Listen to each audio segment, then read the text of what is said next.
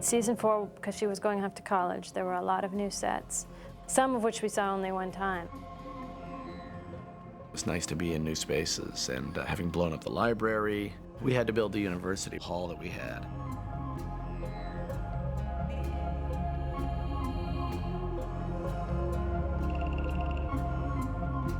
With these great sets, really kind of easy to get into your part.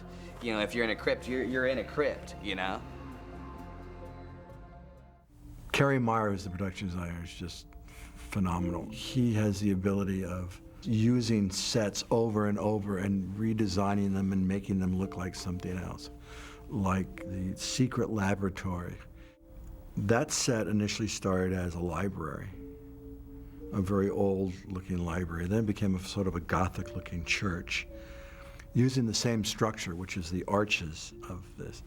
So Kerry just kept keeping the basic arch structure and kept redesigning it into these various different sets, and you'd never recognize it. We always knew that the frat house was the cover for the initiative. So I knew from the beginning, we sort of built that set in segments. We had the sort of initiative main hall with the staircase that went up to an upper loft.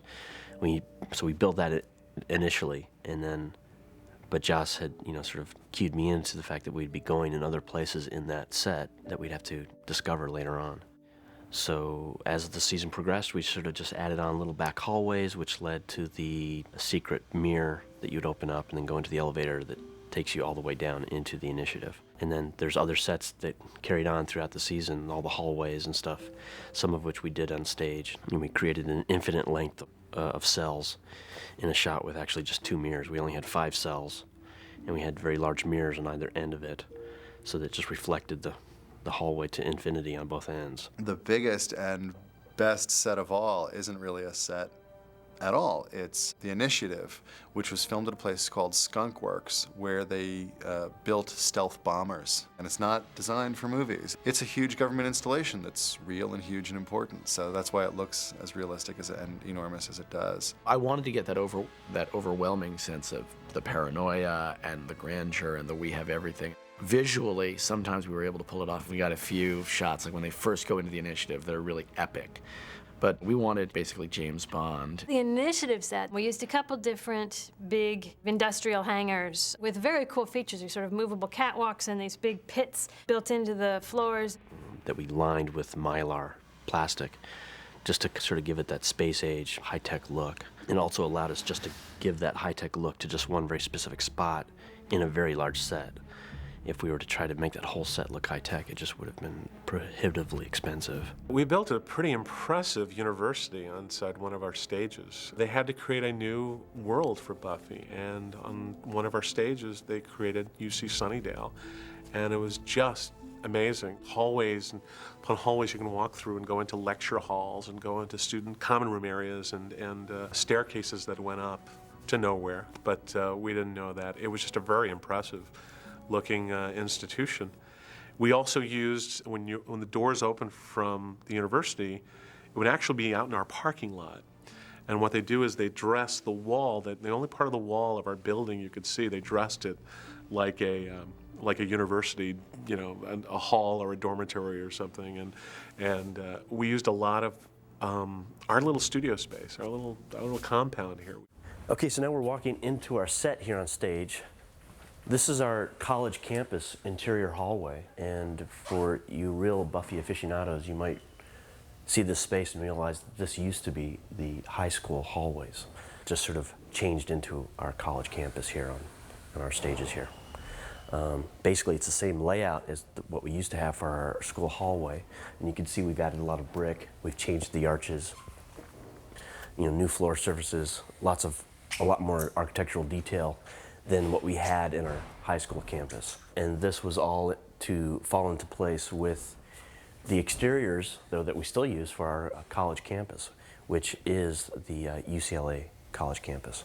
So all the details that you see in these hallways were taken from the UCLA campus. The college, I very much felt like we were at the university, and it had a real character to it. I think our college sets are amazing. The big lecture hall looks very cool. It was really beautifully designed. Carrie went to UCLA and took a ton of pictures and tried to match everything really beautifully to the exteriors that we shot. The brick is an actual skin, like a fiberglass skin that we buy out of catalogs. Some of it we fabricate. This is all like plaster with sand details in it to look like sandstone. These are just photocopies onto a piece of Celotex that we make look like a tile, and then we put a nice clear coat shellac over it to give it a shiny quality. But this is just like a scanned color Xerox image that was actually from the actual tile at UCLA. And we did actually shoot some interiors at UCLA for the first episode in season 4. So you'll notice that maybe the very large library, the opening episode in season 4 was actually UCLA. And we used some of the hallways there as well, and then we tied it into the set here that we've got. Here we're walking into Spike's crypt, and you can see all the texture in here. We play a lot with vines and fake cobwebs, and just lots of grime. Any kind of texture we can kind of put in here really adds to the essence of the place. And also these, you've got these what we call beers. They're large cement coffins, had the lids that come off, and inside you can see got all this fabric and stuff. And sometimes we'll play a skeleton in here, or debris, or something Spike's found. And right underneath you is a pit that plays. We've got a piece of wood covering it right now for safety, but there's a pit under here, and you go through a little hole and down into a whole other set, which is actually not down there, but it's just the entrance to it, which is Spike's lower chamber, the cave that's underneath Spike's crypt. Here we're just about to walk back into the Sunnydale street, and if you're looking in here, you've got the espresso pump with the blue awnings over there. So in a second we can go inside, but this was the first building that was built in the back lot. We built it as a little set that has a little interior, and we built a couple facades outside of it so we could be inside looking out and pretending like we were in a street that we would someday have, like we have now. But originally we just had this one little building with a little interior set that we would play little facades outside of to make it feel like we were in a street. And then we just slowly, each episode, would build a new facade until we had a whole street, until we eventually built the Sun Cinema, which is down at the end of their street, which really sort of framed our street and really brought it into a full 360-degree set. Okay, here we're walking into the espresso pump, which is just sort of a little coffee joint that is an old gas station sort of retroed into a little coffee joint. So here we kind of are playing off the automobile motif. You can see all these stools are made out of wheels off of cars, and all the lamps in here are hubcaps off of cars.